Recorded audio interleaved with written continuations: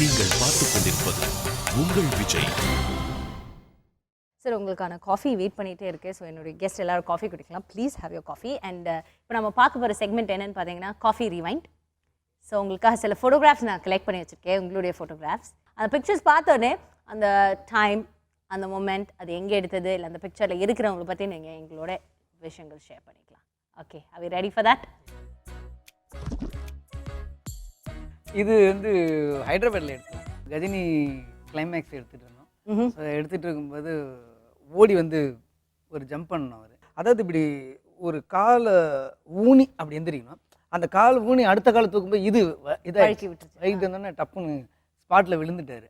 So விழுந்துட்டதுனால கொஞ்சம் ஒரு 15 நாள் ஷூட்டிங் நடக்கலை. அப்புறம் அவரோட ஒர்க் பண்ணுற எக்ஸ்பீரியன்ஸ் எப்படி இருந்தது? நிறைய விஷயம் நான் கற்றுக்கிட்டேன். நான் வந்து ஒர்க் பண்ணதெல்லாம் சின்ன படம் அந்த மாதிரி இருக்கும்போது நம்ம வந்து என்ன பண்ணுவோம், அந்த என்ன ஷார்ட் வேணுமோ அது மட்டும்தான் எடுப்போம். சரி ஓகே, சார் இது ஓகே சார், எனக்கு இது க்ளோஸ்அப்பில் போதும்.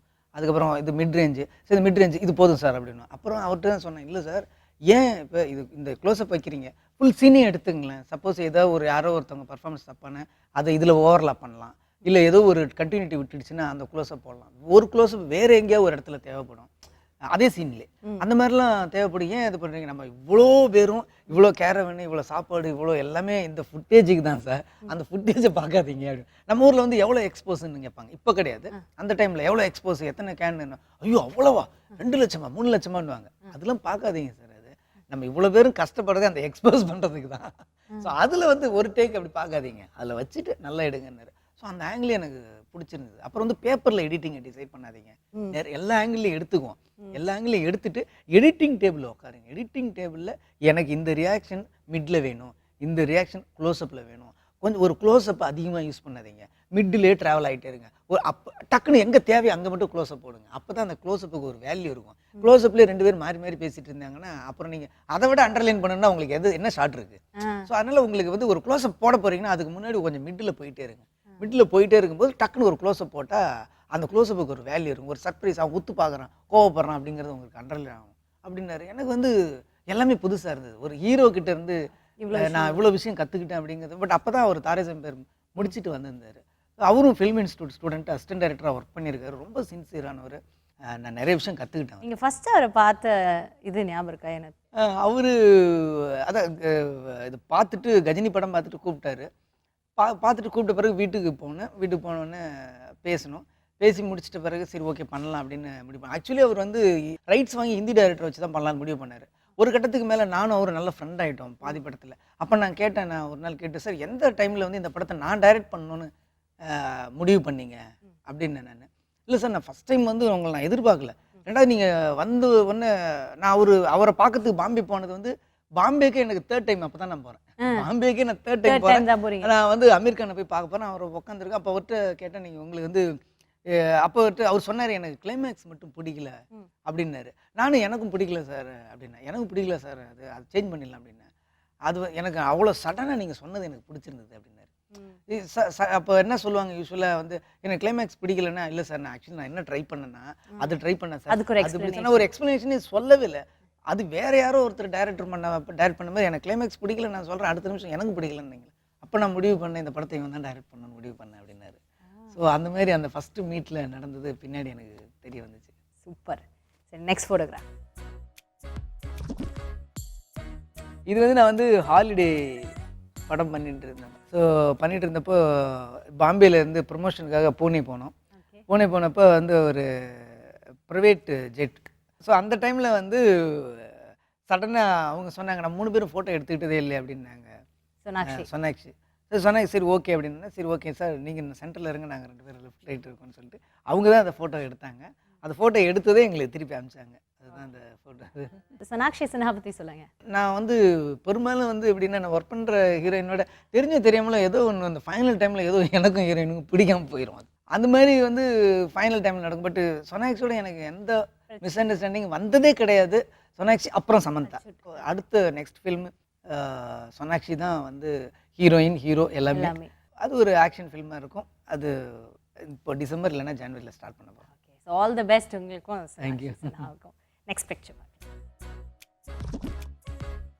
அஜித் சார் நான் மீட் பண்ணது ஃபஸ்ட் டைம் மீட் பண்ணது. இது ஃபஸ்ட் டைம் மீட் பண்ண ஃபோட்டோ இல்லை, பட் நீங்கள் ஃபஸ்ட் டைம் மீட் பண்ணப்போ நான் ப்ரொடியூசர் சக்கரவர்த்தி சார்கிட்ட வெளில பேசிகிட்டு இருந்தேன். அப்போ நான் அசிஸ்டன்ட் டைரக்டர் தான். அப்போ ஒர்க் பண்ணிட்டு இருக்கும்போது சரி ஓகே கிளம்புங்க அப்படின்னாரு. அப்புறம் கிளம்பும்போது சொன்னார், நீங்கள் அஜித் சாரை மீட் பண்ணிட்டீங்களான்னு. இல்லை சார் அப்படின்னா. சரி வாங்க அவருக்கு ஒரு ஹலோ சொல்லுங்கள், நான் இன்ட்ரடியூஸ் பண்ணுறேன் அப்படின்னு சொன்னேன். உடனே இப்படி கதவை திறந்து உடனே நான் உள்ளே போனேன். உடனே சார் இவர் தான் நான் முருகதாஸ் சொன்னல. உடனே பார்த்தோன்னே ஹி வில் மேக் இட் அப்படின்னாரு. ஸோ நீங்கள் பெரிய ஆளாக வருவீங்க அப்படின்னாரு. அவ்வளோதான். நான் என்னை பார்த்த ஒரு செகண்டு தான். 2வது செகண்ட் அவர் வாயிலேருந்து வந்தது வந்து நீங்கள் பெரிய ஆளாக வருவீங்க அப்படின்னாரு. இவரால் பண்ண முடியும், இவரால் நல்ல படம் பண்ண முடியும் அப்படின்னு சொன்னார். சார் தேங்க்யூ சார்ன்ட்டு வெளில வந்துட்டேன். அதுக்கப்புறம் எல்லாமே நடந்து அவர் மூலமாகவே எனக்கு ஒரு லைஃப் கிடைச்சிது. ஃபர்ஸ்ட் படம் பண்ணோம். அழகு இல்லை அஜித் சார், எப்போனாலுமே அழகு தான். Next picture. Aamir Khan sir சொன்னது கரெக்ட் தான். பெரிய சைஸ் டிஷர்ட் போடுறீங்க. இப்போதான் கரெக்ட் சைஸ் போடுறீங்க. ஓகே சொல்லுங்க. இது வந்து என்னோட 2வது படம் ரமணா. இது வந்து கிளைமேக்ஸ் சீன். அந்த கிளைமேக்ஸ் பேசுவார் அந்த ஹேங் பண்ணுறதுக்கு முன்னாடி ஒரு பெரிய டயலாக். ஸோ அந்த டயலாக் வந்து சொல்லி கொடுத்துட்ருக்கேன் அவர்கிட்ட நான். எங்கள் அம்மா ஒரு நாள் ஷூட்டிங் ஸ்பாட்டை கூப்பிட்டேன். வேறு யாரும் அவங்களுக்கு பெரிய பிரமிப்பு வராது. சரி விஜயகாந்த் சார்னா பிரமிப்பு போகிறேன்னு சொல்லிட்டு எங்கள் அம்மா அந்த ஒரு நாள் தான் வந்தாங்க ஷூட்டிங்க்கு. வந்துட்டு விஜயகாந்த் சார் பார்த்தாங்க. பார்த்துட்டு வந்து சார் பையன் ஏதாவது தப்பு பண்ண கொஞ்சம் அனுசரித்து மன்னிச்சிருங்க சார். என் அம்மா நீங்கள் நான் கஷ்டப்பட்டு நான் ஒரு டைரக்டர்னு பேர் வாங்கி வச்சிருக்கிறேன்.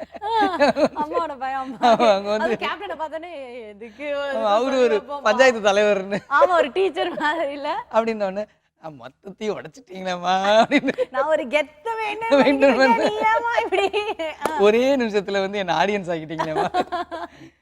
ஸோ அந்த கிளைமேக்ஸ் நல்ல வெயில் அது. ஸோ அதான் அவருக்கு கூட பிடிச்சிட்டு இருக்காரு பக்கத்துல. ஸோ அந்த டைம் பார்க்கறதே இந்த ஷாட்ல கூட பயமா இருக்கு. இந்த போட்டோகிராஃப்ல கூட பாருங்களேன். இல்லை எனக்கு கொஞ்சம் லைட்டா மெர்சலா இருக்கு. ஓகே அந்த கிளைமேக்ஸ் டைலாக் இப்போ யோசிச்சு பார்க்கும்போது ரொம்ப சந்தோஷமா இருக்கு. அப்போ இது டிஜிட்டல் கூட கிடையாது, ஃபில்ம் இது. அதில் ஷூட் பண்ண படம் அந்த டைம். பிக்சர். Next picture. இது வந்து சுவிட்சர்லாந்து போயிருந்தோம். சுட்டுமொழி சொல்கிற சாங். அந்த டைமில் வந்து இந்த மானிட்டர் வந்த புதுசு. அப்போ வந்து ஆடிராஜ் ஷூட் பண்ணார். அவர்கிட்ட சின்னதாக ஒன்று இருக்கும், ஓப்பன் பண்ண அதுலேயே தெரியும். ஸோ இப்படி மூவபிள் இப்படி ஒன்று இருக்குது அப்படின்றதே ஒரு ஆச்சரியமாக இருந்துச்சு. ஸோ அதை பார்த்துட்டு இருந்தோம். ஸோ அப்போ ஒவ்வொரு ஷாட்டும் நடுவில் பார்த்த ஒரு இதுதான் இது. சூர்யா சார் அசின் பற்றி சொல்லுங்க. ஃபஸ்ட்டு வந்து ஆக்சுவலி வந்து கஜினி வந்து நான் வந்து அஜித் சாருக்கு பண்ணியிருந்தோம். ஸோ அப்போ வந்து ஆடிஷன் முன்னாடி எல்லாமே கமிட் பண்ணது அசின். அப்புறம் அந்த ப்ராஜெக்ட் நடக்கல, யார் ஹீரோனே தெரியாமல் நான் போயிட்டு இருந்தேன். ஒரு நாள் திடீர்னு நான் பாண்டி பஜாரில் போயிட்டுருக்கேன். அப்போ என்ன பெரிய யாருக்கும் தெரியாது. பாண்டி பஜார் நடந்து போயிட்டுருக்கேன். எனக்கு முன்னாடி சுற்றி குவாலிஸ் ஒன்று நின்றுச்சு. இந்த குவாலிஸ்லேருந்து ஒரு பொண்ணு திப்பு ஓடி வந்தது. யாரும் இது இந்த ரோட்டில் திடுதுன்னு வருது. சரி யாரையே பார்க்க ஓடி வருதுன்னா டோஸ் என்ன நோக்கியே வந்துச்சு. யாரும் அது கிட்ட பார்த்தா அசின்.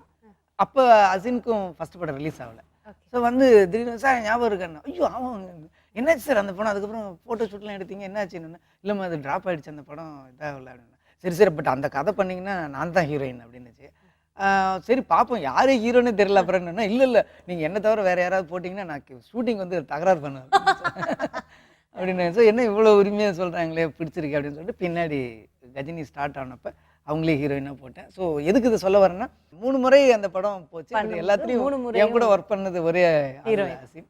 அப்புறம் சூர்யா சார். ஸோ அந்த டைமில் வந்து அந்த ஸ்கிரிப்டுக்கு சடனாக ஒரு லைஃப் கிடச்சிது. தன்னை மாற்றிக்கிட்டாரு ஒரு சூப்பர் ரிச் மேனாக. அதுக்கப்புறம் இன்னொரு பக்கம் ஒரு ஷார்ட் டர்ம் மெமரியில் பேஷண்ட்டாக 2 லுக் கொடுத்தாரு. அந்த டைமில் எங்கள் எல்லாருக்குமே ஒரு பெரிய ப்ரொமோஷனாக இருந்த படம் கஜினி. டெஃபினட்டாக சூர்யா சார் வந்து உங்கள் கெரியருக்கு ஒரு ரொம்ப முக்கியமான ஒரு படம். அவர் அதுக்கான அறிவா. நைஸ். நெக்ஸ்ட் ஒன் சொல்லுங்க. தெரிஞ்சிருந்தா கொஞ்சம் நல்ல ஃபோட்டோ எடுத்துருக்கேன். இது செல்ஃபி புள்ளைக்கு முன்னாடி புள்ள இது. ஓ தலைப்புள்ள இது. ஆமாம். எகைன் இதுவும் சுவிட்சர்லாந்தில் எடுத்தது தான். இது இந்த வெண்மதியே சாங் துப்பாக்கியில் எடுத்தது. ஸோ வந்து ஃபுல் ஸ்னோ மவுண்டைன், அது மேலே வந்து இங்கேருந்து சாப்பரில் போயிட்டு அது உள்ளே போய் இறங்குவோம். ஸோ எல்லாமே முன்னாடி மொத்த டீமும் கீழே வந்து ட்ரெயினில் போயிட்டாங்க 2 hours. ஸோ நாங்கள் 2 பேரும் நட்டி சார் இருந்தார் கேமராமேன் இந்த பக்கம். ஸோ நாங்கள் 3 பேரும் இது பண்ணோம். சார் அந்த இடத்துல ஒரு ஃபோட்டோ எடுக்கணும் அப்படின்னு சொல்லி தோணுச்சு. சரி திடீர்னு பார்த்தா உள்ள அப்படியே ஸ்மோக் மாதிரி வந்துச்சு. டக்குன்னு ஆட ஆரம்பிச்சிச்சு. ஆஹா கதை முடிஞ்சதுடா அப்படின்னு நினச்சேன். அப்படின்னு நினச்சி ஐயோ ஒன்று அவர் ஏதோ அந்த உள்ளே உட்காந்துருந்தவர் வந்து அவர் ஏதோ பேசிகிட்டு இருக்காரு, இந்த பக்கம் ஏதோ ஒரு இன்ஃபர்மேஷன் கிடையாது. சார் என்ன சொல்கிறானுங்க சார், ஏதாவது கதை முடிஞ்சதா இல்லை சரியாயிடுமா என்ன எதுவும் ஒன்றுமே தெரியலையே அப்படின்னு இருந்தது. ஸோ அந்த டைமில் அது ஞாபகமாக ஒரு ஃபோட்டோ எடுத்துக்குவோம் அப்படின்னு சொல்லி எடுத்தது. ஸோ நான் என்ன எடுத்தேன், அதுக்கப்புறம் பின்னாடி காம்பினேஷனில் அவர் இருந்தார், அவரே சேர்த்து எடுத்த ஃபோட்டோ இது. ஓகே, ஸோ நம்மளுடைய காஃபி ரிவைண்ட் முடிஞ்சிருச்சு. பிடிச்சிருந்ததா உங்களுக்கு? சூப்பர். நைஸ் மெமரிஸ்ல எல்லாம்